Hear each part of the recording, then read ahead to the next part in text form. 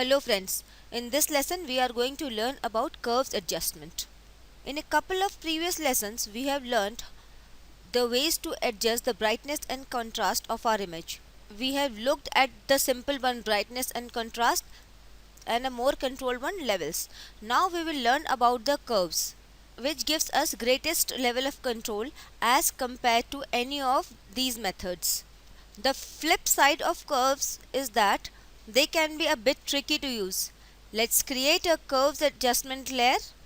Again, I have created a layer and not using it from here. When we create the adjustment layer, we get this palette. You can see that it has a histogram in the background and a curve on it.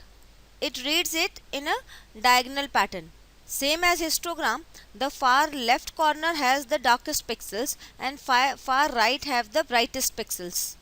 These sliders also represent the black pixels and these represent the white pixels. These are the values in between from darkest to brightest.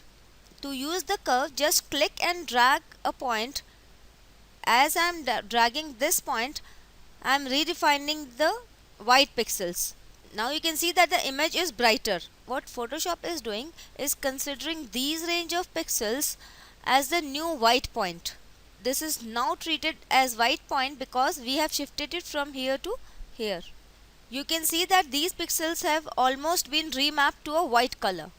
Same way, if we start to pull this point,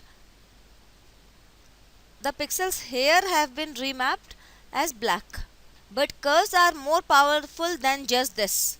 Let's look at it in detail. In the earlier lesson, we looked at the levels. Let's create a levels adjustment. You can see that levels gives us just 3 sliders. This is for the shadow, this is for the midtone, and this is for the highlights. Now if we look at the curves, we just have these 2 sliders. But here we can make our own sliders. We can make as many sliders as we want. Let's say we want to brighten up this image a little bit. We can just click here, add an anchor point and move it up to make these pixels brighter. If we want these pixels to be a bit darker, just click here, create an anchor point and slide it down. You can see that these pixels are becoming darker as we slide the curve down. The great thing about the curves is that we are not limited to just these sliders. We can make as many control points as we need. Like so. We can create as many control points as we want. If at any point you want to get rid of any anchor point, simply click on it and drag it out of the curve. It is removed. Like so. Like so. But these curves can be really tricky to modify. We might add some points and modify them and then feel that we are not happy with the work we have done. The whole look has become dramatic. That's why many people prefer to use levels instead of curves. We can reset the curve from here. A much easier to control the curve is this.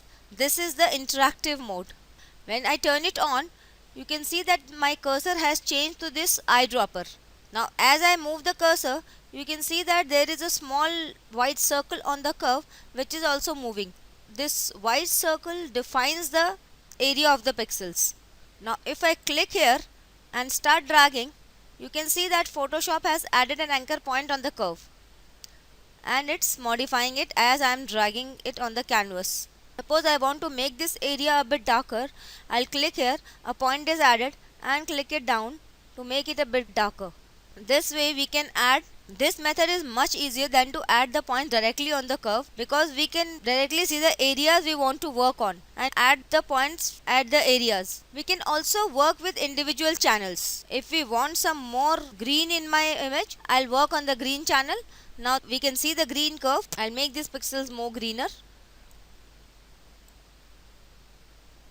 These less greener. And if I don't want these to be green, I'll just click here and drag it down. Again I want it a bit greener, I'll pull it up and drag it down. So you can see that we can control all the pixels. We can get very high level of control with these curves. Let me reset. We can also tell Photoshop to do an auto adjustment. Let's click on auto. Photoshop takes a bit of time and adds these points on the curves. We can use this auto mode as a starting point. Now we can just go and tweak these points or add some more points and modify like so. So these curves are incredibly powerful and useful.